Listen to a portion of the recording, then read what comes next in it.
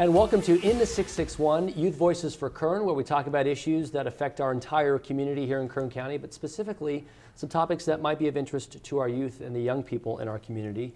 And I'm talking now with Gerald Cantu with the Dolores Huerta Foundation. How are you? I'm doing good, thanks. Very good. So Gerald, I want to talk to you a little bit about local control funding. And there's a formula that kind of talks about the way this money should be distributed. Maybe we should start first with what that money and that funding is and where it comes from. Yeah, sure. So in 2014, there was a law passed which overhauled the way that schools in California receive financing.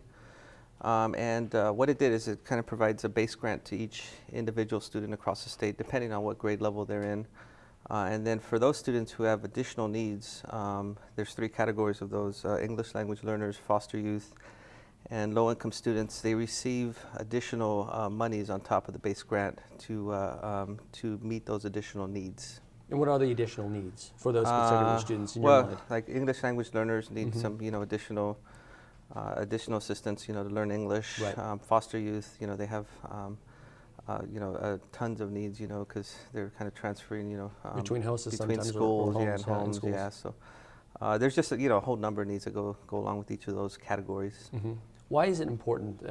Obviously, the ruling found that it was important. This decision to make the money kind of and funds adjusted in that way was important. But why do you feel that it's important?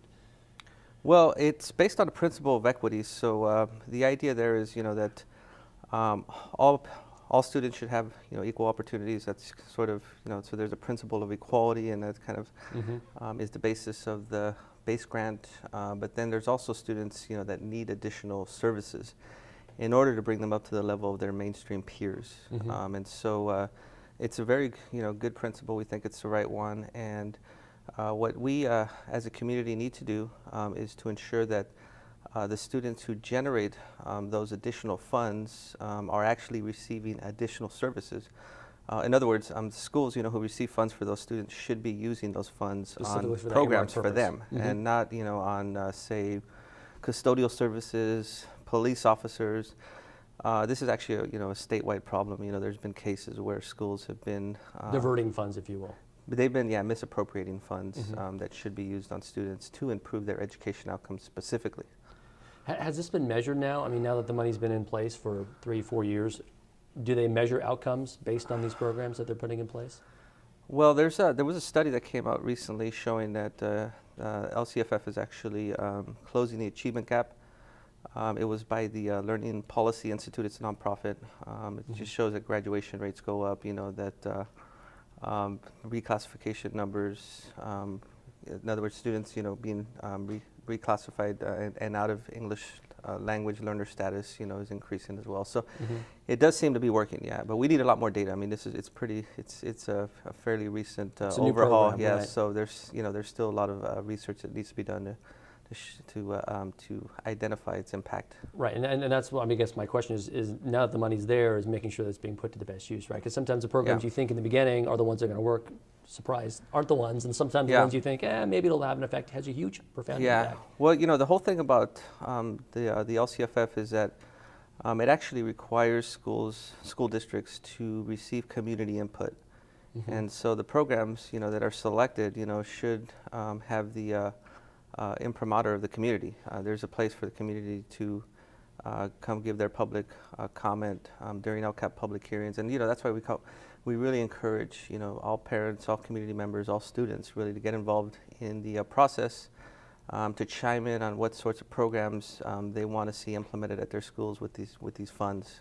And that's why there are some meetings that are coming up right in the spring that parents and students can attend. Yeah. So each school district has a different calendar. So a good place to start would be the school website, the district website, to find out when their LCAP public hearings are coming up.